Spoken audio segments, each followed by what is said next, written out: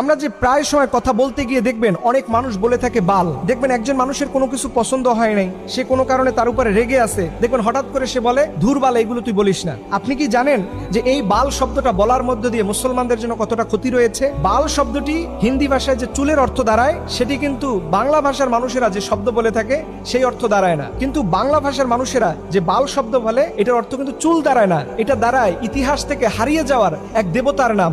যেই দেবতার সম্পর্কে আল্লাহ পাক আমাদেরকে সতর্ক করে বলেছেন 37 নম্বর সূরার 125 নম্বর আয়াতে যে তোমরা বাল দেবতার অনুসরণ করো না। আল্লাহ পাক বলছেন আতাদউনা বালাউ ওয়া তাযারুনা আহসানাল খালিকিন।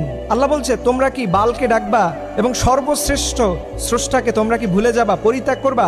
এই বাল শব্দটা আল্লাহ পাক কোরআনের মধ্যে বলেছেন। এই বাল শব্দটা সেমিটিক শব্দ, যার অর্থ দাঁড়ায় দেবতা বা স্রষ্টা, বা আমরা যে আল্লাহ বলে সম্বোধন করি ঠিক একই রকম অর্থ দাঁড়ায়। এটা আসলো কোথা থেকে?